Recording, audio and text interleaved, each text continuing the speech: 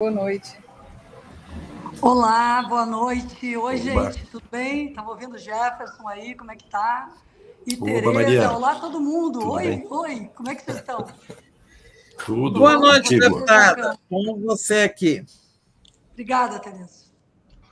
Boa noite, deputada. A senhora chegou e o gaúcho calou para bispar, Mas ele estava para uma falando, gaúcha. eu estava muito atento ao que ele estava dizendo, muito importante as contribuições do Jefferson Miola, sempre. Não. Obrigado, Mas Maria. Seja bem-vinda, querida. Ele encerrou em sua homenagem, para você entrar logo. Isso. Sempre entrevistadas e entrevistados, e no teu caso, essas nobres entrevistadas têm as preferências aqui na casa, não é isso, pessoal? Claro. Exatamente. Sempre. É uma norma. Miola, já que a gente te já que eu te ela interrompi, está sem né? som. Vamos ver se ela entende. Tá bem a conexão, Maria? Eu acho que alguém ligou para ela. Mas, Miola, já que eu te interrompi, acho que você podia começar. Tá, o Miola começa em homenagem aí à interrupção dele. Compensação. Não sei se a Maria está ouvindo. Peraí, vamos arrumar ela primeiro. Deputada. Caiu. Eu acho que ela vai sair e voltar. Eu já fiz entrevista com ela também com problema de conexão. Não. Deputada? Acho que a senhora tem que sair e voltar. Assim e voltar. Estás escutando, Maria? Caiu. Sair e voltar sempre funciona, né? Independente do quanto a tecnologia melhor evolui. remédio, né? Às vezes não resolve, mas... a gente fica aqui na expectativa do retorno dela. Ô, Miola, se você quiser concluir... Não, mas eu estava apenas com... Chegou? Não. A posição do governo é de negociar as condições e está em condições muito favoráveis, não só porque foi pouco afetado em relação a outras economias, como também está se beneficiando das tarifas elevadas impostas aos países e que abrem novos mercados, e o governo está tirando muito proveito em relação a isso. Não é? Então, a postura do Haddad é uma postura de serenidade, não é? E de muita inteligência estratégica em relação à condição, não é? Dos interesses nacionais na relação com a maior potência, não é, econômica do mundo, ou a segunda maior potência econômica do mundo. Ainda, né? A maior, ainda. Vamos embarcar aqui. Não, em paridade de preço, a China está na frente. Oba! Deu agora, Maria? Será que agora conseguimos? Pronto. Conseguimos. Você nos ouve bem? Tudo bem, gente. Eu estou aqui na Câmara já, participando dessa sessão de segunda-feira. A reunião da bancada do PT está acontecendo aqui ao lado. Nós estamos decidindo qual é a pauta, é uma semana com um quórum baixo nessa segunda-feira, e para nós tem algumas questões da política e da economia na pauta aqui da Câmara que chamam a nossa atenção. No ambiente da política, a CCJ, na quarta-feira, Tereza, analisa o recurso do Ramagem, que é integrante do núcleo 1 dos réus do STF pelo golpe. O Ramagem é integrante do núcleo 1, ao lado de Bolsonaro, Braga Neto, ao lado daquela elite golpista que estava no governo Bolsonaro. E o recurso do Ramagem recebeu por parte do relator um relatório, um parecer, que não apenas libera o Ramagem, que é deputado federal, e é por isso que nós estamos analisando, mas propõe e arvora para a Câmara o direito de determinar a suspensão da ação penal contra estes réus, o que exorbita em todos os sentidos da Constituição. Claro, então, a Câmara não tem esse poder, né, deputada? Não tem, de forma alguma. A Câmara tem o poder, e ela tem, aliás, a responsabilidade de autorizar ou não um processo penal contra deputado sobre crime praticado no exercício do mandato ou desde a diplomação, de acordo com o artigo 53 da Constituição. No caso, mesmo Ramagem, a Câmara deve separar aquilo que ele cometeu depois da sua diplomação como deputado, aí entraria possivelmente os atos do 8 de janeiro, aqueles eventos em Brasília, se ele tiver envolvimento relacionados ao caminhão-bomba, aos carros, à invasão da Polícia Federal, tudo isso, depois da diplomação, a Câmara pode autorizar ou não, e eu acho, inclusive, que deve autorizar, pela gravidade dos fatos, que ele seja processado e permaneça sendo réu na ação penal que está no STF. Mas o que a Câmara também não pode opinar acerca do Ramagem é sobre o que ele fez na ABIN, sobre o trabalho anterior dele à condição de deputado. Isso a Câmara também não pode opinar. Mas parece que o relator, que é do PL também, tem uma opinião, Alfredo Gaspar, pela liberação de todos os réus dessa nata mais alta, da cúpula do golpe, né? O comando golpista, os que fizeram a própria minuta do golpe. Eu penso que aqui na Câmara, como conseguimos, com os líderes e também com o Hugo Motta, deixar de lado, congelar a absurda anistia, eu penso que agora eles estão tentando outra forma de abordagem para sugar, levar o parlamento a ser parte dessa sede golpista. Estão isolados, o PL não tem conseguido manter os dispositivos de obstrução que tem tido, e esse é um dos elementos que essa semana realmente serão enfrentados. Depois da CCJ votar, ainda que eles tenham um voto na CCJ, o tema vai para o plenário. E aí a nossa disputa para a semana que vem será ainda mais forte, porque se quiserem liberar Ramagem, já é grave. Liberar Ramagem já é grave, mas liberar Ramagem e colocar de troco a liberação de Bolsonaro é inaceitável, ou de qualquer dos generais é inaceitável. Então, esse é um enfrentamento importante aqui. Outra questão amanhã, é que né? Esse enfrentamento será amanhã. Será na quarta. Na quarta-feira, na CCJ. Amanhã, Tereza, reúne o Conselho de Ética. E, pela primeira vez, é possível um deputado ser responsabilizado e punido por um crime contra uma mulher. No caso, a nossa deputada, ministra Gleisi Hoffmann. O grau de ofensas desse deputado Gilvan da Federal é algo abominável e recorrente. Ele que foi vereador em Vitória e já perdeu o mandato lá pela agressão a uma vereadora do PT na cidade de Vitória, agora será o primeiro caso a ser levado ao Conselho de Ética pela mesa diretora da Câmara, com o histórico da Câmara dos Deputados de leniência e, de fato, e impunidade desses crimes que todas e todos aqui conhecem muito bem. A Câmara tem sido um lugar de onde a violência política de gênero ecoa para o Brasil e acaba sendo terrível para a política nas câmaras municipais, de um modo geral, e para as mulheres em geral. Então, vai ser importante a responsabilização... Agora, Maria, só te pergunto, essa foi uma iniciativa do presidente Hugo Motta de submeter à Comissão de Ética e pedindo a suspensão do mandato foi de toda a mesa, né, deputada? Toda a mesa.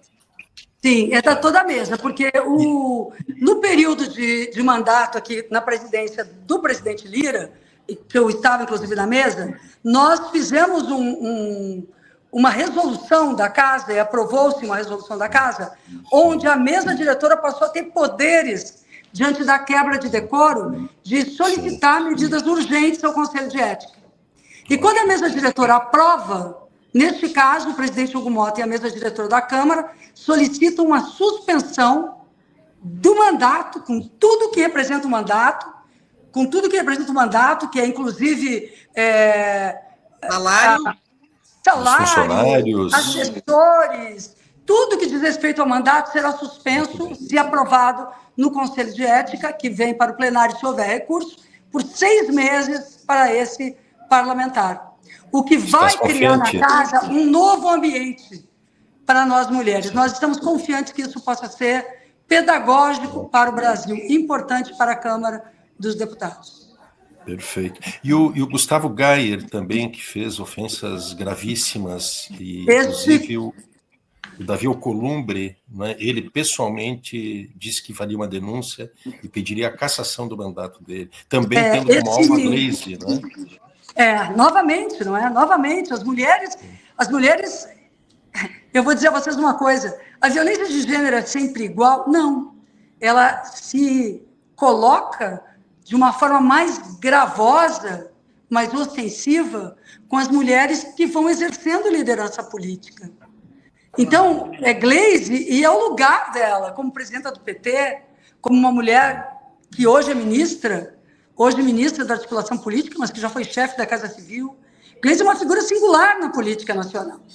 Mas, então, quando isso acontece com Gleisi, como também quando isso aconteceu com Dilma, abre-se a porta para que aconteça com todas as mulheres. E é por isso que é tão importante, nesse momento, a gente enfrentar a violência política de gênero que tem lugar aqui nesse ambiente da Câmara dos Deputados. Vai ser a primeira vez realmente na história da Câmara que nós teremos algo desse tipo. E amanhã, 11 da manhã, então o Conselho de Ética se reúne com essa pauta. Quanto ao chamado Gustavo Gayer, há um processo também contra ele lá, mas aí tramita pelas vias mais institucionais. O que acontece com a mesa diretora, quando ela assume uma situação, é que ele ultrapassa os demais e chega com a urgência para que seja emblemática também a responsabilização do parlamentar.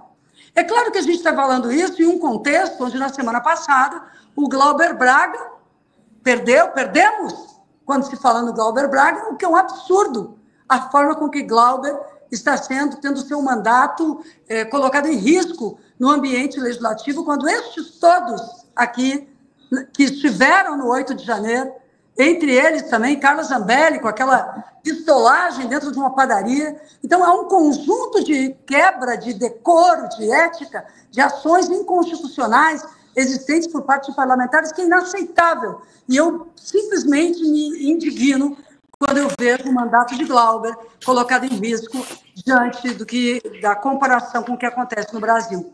Mas nós temos outra pauta que eu acho que é importante compartilhar com vocês, que é o tema do número de parlamentares por estados. Pois isso está fervendo, né?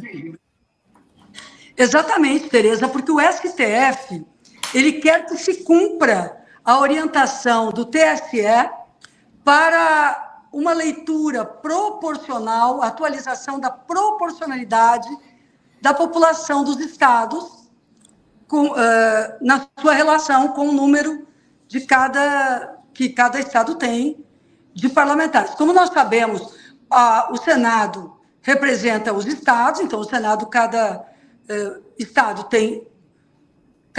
tem 3 senadores ou senadoras, mas a Câmara representa o povo, então é preciso ser proporcional. Mas há 2 freios, nenhum estado, de acordo com a Constituição, nenhum estado pode ter menos de 8 deputados, nenhum estado pode ter mais de 70 deputados, que é o caso, por exemplo, de São Paulo. Mesmo que São Paulo tenha uma população que, se fosse ver a proporcionalidade, teria mais deputados, esse freio foi estabelecido ao longo das constituições, desde o início da República, porque o capital era necessário ter Brasil também. Do contrário, a representação de São Paulo seria maior do que a representação de regiões inteiras do Brasil. Então, dito isso, há desproporcionalidade hoje com o crescimento de estados do Norte, Nordeste, também no Sul, de Santa Catarina, e a diminuição do Rio de Janeiro, do Rio Grande do Sul, de Pernambuco, da Bahia, estados mais tradicionais. O significado disso vai ser... É claro que quem perde em número de deputados se preocupa com a perda de poder político do seu estado junto à União, mas também aqueles que ganham querem votar. Eu acabo de me pronunciar ali na bancada, eu acho que não deveria ser votado por parlamentares. Eu acho que os parlamentares deveriam votar o princípio e o princípio será aplicado pelo TSE, com regra. Porque, do contrário, nós podemos ampliar as nossas distorções. É como a reforma política. Nós nunca vamos conseguir fazer a reforma política de dentro para fora do parlamento, Porque sempre que colocar em risco os interesses mais particulares, o particularismo vai se sobrepor ao interesse da República, ao interesse nacional, o que é lamentável. Mas eu creio, inclusive, que essa decisão por parte de parlamentares deveria ser melhor avaliada pelo Supremo, que nos dá prazo até 30 de junho para decidirmos, sob pena dele próprio decidir. Mas eu creio que é melhor o Supremo vir a decidir, porque a preocupação que tenho é que não se deveria dar ao parlamento a possibilidade de legislar em causa própria. Mas o Supremo, não é o Supremo, é o TSE, né, deputada? Mas a decisão é pelo Supremo. Mas ele mandou que vocês arranjassem, redistribuíssem as 513 vagas, mas não mandou aumentar. O movimento para aumentar em 14 deputados é aí dentro, né? E eu já fico pensando quanto isso vai custar, porque além do salário de mais 14 deputados, é salário, é gabinete, funcionário, verba de gabinete e emenda parlamentar para cada um, né? Então, isso vai ter um custo, sei lá, não é isso? Com as emendas parlamentares ficou impossível. Sabe, Tereza, de um ponto de vista muito objetivo, eu não sou contrária, eu não sou daquelas pessoas que dizem que o parlamento é um gasto excessivo. O gasto absurdo do parlamento é com a emenda parlamentar. Isso não deveria estar aqui. Isso é algo que a nossa própria Constituição deveria ser observada, e nós estamos, na prática, vivendo um semipresidencialismo sem regras muito claras, o que amarra o Poder Executivo. É uma situação que, por mais transparência que se construa em torno de emendas parlamentares, o Brasil se torna refém do curto prazo. Porque, com o sistema de emendas parlamentares, nós deixamos de ter um planejamento estratégico. Um planejamento estratégico só é possível quando existe, de fato, autonomia e uma relação republicana entre os poderes. Hoje não há. O parlamento tem um controle sobre o orçamento que não poderia ter no sistema brasileiro. Agora, quanto a parlamentares em si, eu sempre, obviamente, que nós devemos ter o cuidado de não exceder em gastos, sermos adequados para a realidade do Brasil. Mas, tendo esse cuidado, eu avalio que poderia ser feito somente uma redistribuição, mas o significado para vários estados de perder parlamentares pode representar uma perda de poder político que os estados também não estão dispostos a assumir. Então, essa é a dificuldade da votação em plenário. Então, assim, um estado que tiver que perder não aceita, então cria um impasse e não vota isso. Então, devolve para o Supremo, né? Manda ele resolver. Exatamente. É o que o presidente Hugo Mota está tentando, com a criação desses 14, é diminuir as perdas. No entanto, a diminuição das perdas também cria distorções, porque não aplica a proporcionalidade. De forma que um tema complexo. Eu tenho sustentado aqui, e vou repetir a vocês, nós deveríamos deixar como está para a próxima eleição, mesmo existindo uma distorção, reconhecer essa distorção e fazer uma mudança para o próximo processo eleitoral.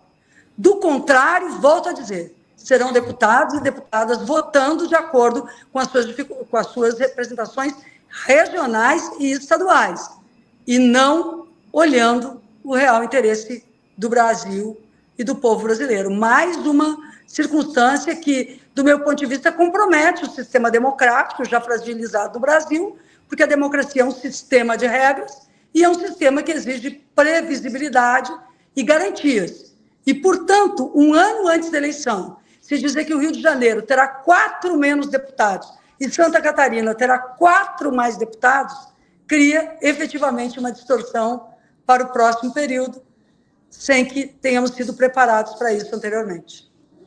É difícil. Eu acho que essa é a nossa pauta dessa semana aqui, gente. Eu acho que esse é o assunto da semana, mas o Mário vai perguntar. Deputada, quer dizer que está em jogo a possibilidade de se retificar o princípio democrático brasileiro da representação? E isso, ou seja, de eliminar a distorção da representação dos estados na Câmara Federal, é isso que está em jogo? Ou seja, as distorções que existiram até hoje seriam, afinal, retificadas por essa legislação? Não de forma absoluta, porque o próprio Supremo, quando nos apresenta aqui a necessidade da Câmara e do Senado votarem essa matéria, ele não faz qualquer menção, por exemplo, ao máximo de deputados que São Paulo se encontra, que são os 70 deputados. A maior distorção que há é entre a população de São Paulo e o número de parlamentares. Eles teriam mais parlamentares. Mas isso foi uma barreira, uma contenção, volto a dizer, para garantir às regionalidades brasileiras um poder maior diante do poder econômico. Então, historicamente, essa distorção, essa diferença foi absorvida. Há, no entanto, algo que nós devemos ter em conta. É verdade que faz muito tempo que o número de parlamentares não muda entre uma legislatura e outra, faz muito tempo. Mas observemos, não é bom que venhamos... O constituinte não teve nenhuma correção, né? Exato, eu creio que sim. Veja, né, eu fico pensando, nós também devemos dar um prazo para a vigência, porque não se trata de, quando existe uma diferença construída, a gente logo fazer uma reforma numérica. Por quê? Porque os estados pararam de ser, com a interiorização do desenvolvimento e oportunidades existentes no Norte e Nordeste, nós passamos a ter e no próprio Centro-Oeste, nós passamos a ter uma realidade diferente. Mesmo a gente no Sul, Jefferson, muita gente do Rio Grande do Sul migrou para Santa Catarina. Inclusive, eu penso que os mais conservadores, possivelmente. Mas eu fico imaginando aqui que verdadeiramente cresceu Santa Catarina. O Rio Grande do Sul, não. Porto Alegre mesmo perdeu 60 mil habitantes em 4 anos, quase 100 mil em 8 anos. Então, a gente vê que há uma diminuição de algumas regiões brasileiras. E isso, nós temos que, se fizermos a mudança, nós temos que pactuar também que, se tivermos novas mudanças acentuadas, mesmo assim, a gente não possa mudar, pelo menos por 8 a 12 anos. Porque cria instabilidades na representação, ficar trocando de acordo com representação populacional direta. São vários fatores que compõem uma democracia, e a representação populacional é um deles. O fato é que a situação atual é inconstitucional ou antidemocrática, certo? A situação atual tira de vários estados um número de representantes importantes e mantém em estados que perderam população. Por isso que o STF reivindica que a gente corrija isso. E essa correção, um resultado político, porque os que vão ganhar são Santa Catarina e Piauí. Piauí não. Piauí pode perder. Estado. Por exemplo, Santa Catarina, nós vamos ter mais 4 deputados de direita, né, deputada?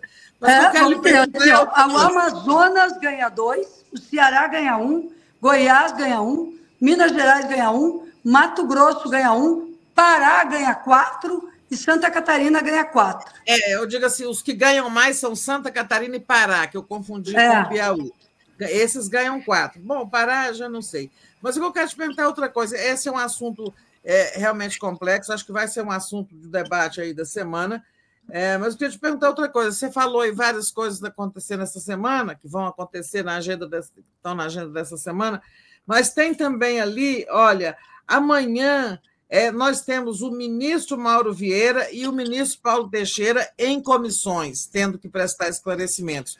E na quarta, a ministra Marina e o ministro Marinho do Trabalho, né? Isso também vai dar trabalho para vocês da bancada governista, né? Está sendo importante a vinda dos ministros, mas realmente a gente tem uma necessidade de manter até a ordem em determinados plenários, né? Eu não sei se todos esses ministros estão confirmados, eu creio que o ministro Marinho, possivelmente essa semana, não vem estar aqui, pelo que já falamos aqui entre nós, vai ser remarcado, mas os demais ministros, de fato, há previsão de presença e nós vamos estar atentos. A nossa bancada aqui está muito bem coordenada pelo Lindbergh, a gente está com muita garra de trabalho, muito diálogo. É também a semana que começa a Conferência Nacional de Meio Ambiente, então isso será muito importante na preparação à COP, e vamos ter muita gente visitando Brasília dessa área ambiental, de forma que a Câmara também deve estar muito vinculada a temas, e nós estaremos certamente cuidando da presença dos ministros para manter o bom nível de trabalho e de diálogo. Acho que o presidente Lula estamos agora em uma fase de afirmação. Hoje, vocês falavam antes, o ministro Haddad em diálogo com os Estados Unidos, há esse isolamento do Trump também, os resultados econômicos dos Estados Unidos não são bons para ele, o presidente Lula continua em viagens importantes, agora irá à Rússia, então a gente está tendo assim, uma presença internacional também que reforça o sentido de Brasil que a gente quer. E aqui, com números importantes de emprego, de renda, da redução dos preços dos alimentos, Padilha fazendo um trabalho importante ali na saúde também, dando continuidade à ministra Anísia, mas aprofundando várias políticas públicas das mais importantes. E hoje tivemos também, nos despedimos então da Cida, nossa Maria Aparecida, no Ministério das Mulheres. A gente deseja tudo de bom para ela e sabe, né, que do seu esforço, do seu trabalho, reconhecemos muito, mas já temos aí indicada a Márcia Lopes, que foi do MDS, também é um quadro dos mais importantes, e essas mudanças também estão dando fôlego ao governo nessa reta final para as mudanças também e implementação de políticas públicas com mais agilidade. Obrigado, deputada. É isso, deputada. Antes da gente se despedir aqui, eu queria só ler essas mensagens da nossa audiência. A Maria Eduarda Canhadas fala assim: eu sou favorável à redução do número de parlamentares e do número de partidos também. E a Elizabeth Coutinho fala assim: deputada, eu gostaria que elaborasse um projeto de lei para vetar deputados e vereadores sejam proibidos de ocupar cargos do executivo. Não sei, né? Eu acho que isso tudo a gente tem que debater. Mas o mais importante sobre a democracia é a gente tentar fazer uma democracia mais direta, não só representativa. Ou seja, a participação da cidadania, desde os municípios, essas conferências, deliberações sendo consideradas, o acompanhamento de matérias, uma atitude de cidadania. Porque mais caro do que um parlamentar é o fechamento do Congresso. Isso não tem preço. E nós estivemos muito perto disso lá, né, em 8 de janeiro. Então vamos cuidar bem dessa democracia. Um forte abraço, gente. Um beijo. Abraço, bom trabalho, Maria. A gente perdeu um pouquinho aqui da sua presença com os problemas de conexão, mas depois você volta, tá? Isso. Obrigada. Um abraço.